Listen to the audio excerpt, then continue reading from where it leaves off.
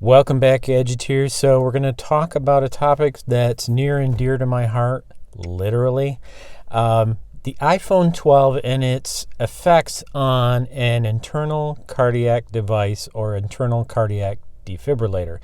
Now, I do have one of those in my chest, along with a controller, which is a small computer that's used to keep my heart pump going, the left ventricle assist device. So really quickly, let's talk about what the the ICD does.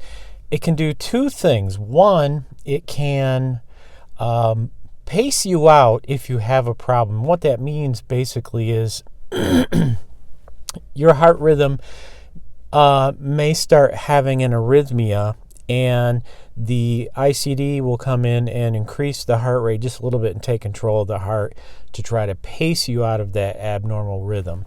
Now, if that doesn't work, then unfortunately it's going to be the shock therapy, which I have to say isn't that bad compared to getting hit with the paddles.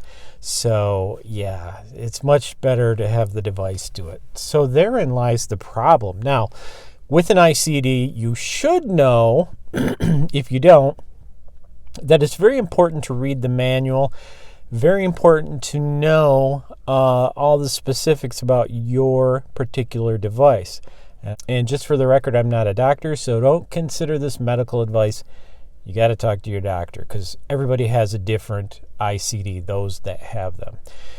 So what I've got basically is this ICD in my chest, and it does have a sphere of influence for magnetism. So the whole concept is if you take a magnet and lay it over the device, you will disable it so you can stop therapies, which is useful if you're going to cardiovert with the paddles. If you do that, then we don't want the device trying to fix things at the same time that we're fixing things externally, right, with the heart when the heart's having a problem beating. So what we do is we put a magnet over the device and we stop it from functioning. That's a good idea. It's kind of a cool design. But then we've got all these electronic devices that cause a problem. So in the manual for my Medtronic device, it recommends 6 inches for any device that has any type of electromagnet or magnet in it. And the logic with that is you could disable your device. And here's the most important part. You will not know that your device is disabled necessarily, okay? So my device paces me quite a bit, and I'm going to get into that in just a minute. So if you have a phone, you're on your left ear, I would say right there, my device, let me feel for it here. There it is. That's getting close. You do have to be pretty careful. So 6 inches for normal devices. Now, these doctors at Henry Ford Hospital, which is well known for its cardiology programs, did do some testing. It's preliminary testing with the iPhone 12, which has a greater amount of magnetic current because it has an induction magnet in there that's used on the back of the phone to charge. I would guess that some of the Android phones are just as bad, and it's kind of scary because if your ICD gets disabled and you don't know, it presents a problem. So the only way around it is to, hold the phone on your right ear, but even then, you're really closer than 12 inches. So the only real way to guarantee it is by using a headset or the what do you call them? iPods? I don't know. I'm not cool.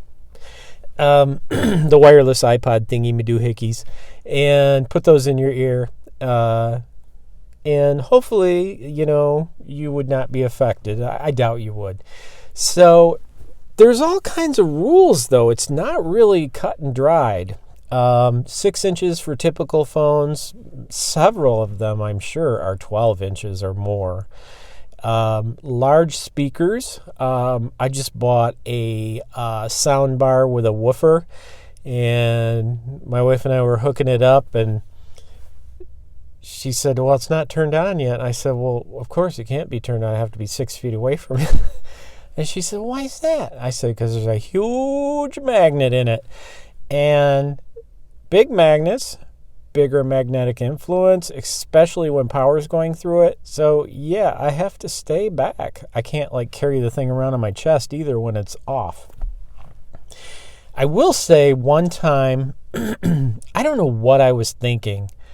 I had a shirt with front pockets, and I dropped my phone in my shirt, and I'm paced almost 100% of the time. And we got out, we were at a Rite Aid, and we were walking, and I said, I just feel like crap. I felt so bad, and I'm like, what is wrong with me? What's the problem? I don't get it.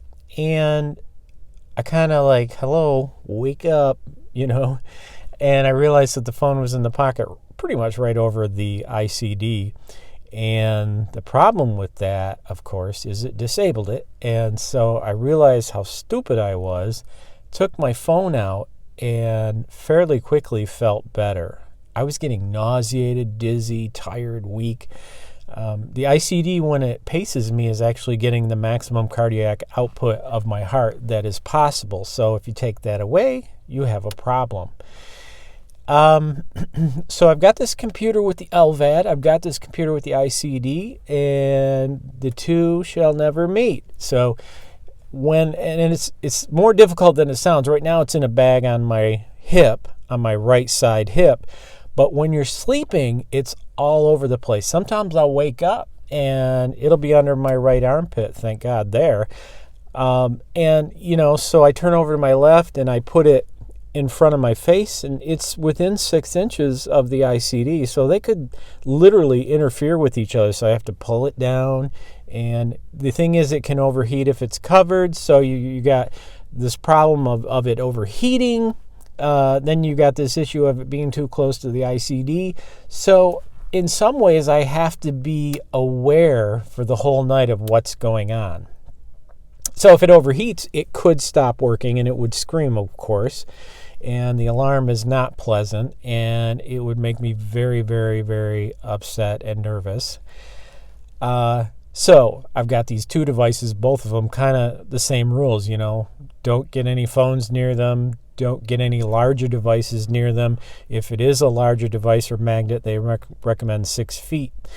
With the left ventricle assist device, the one that has the controller to control my LVAD, I'm not supposed to get within 6 feet of a microwave.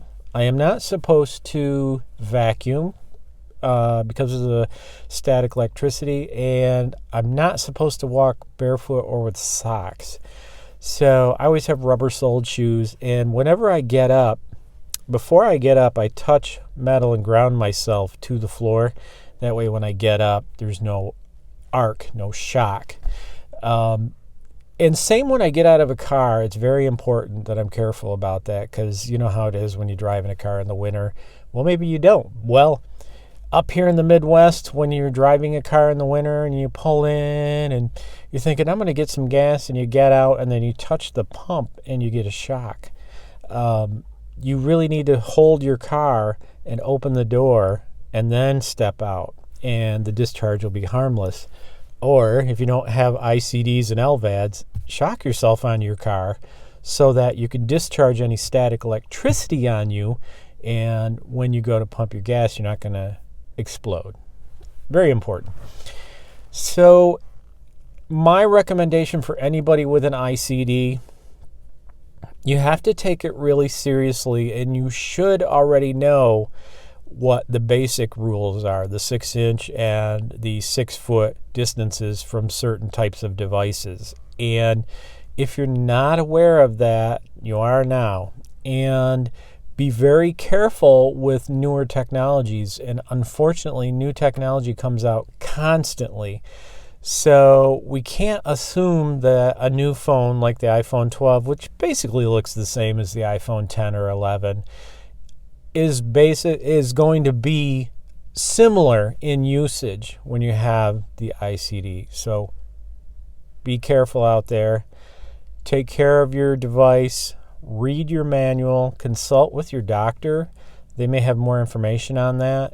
And above all, stay safe. Thanks for watching. I'll see you next time on Fast Gadgets.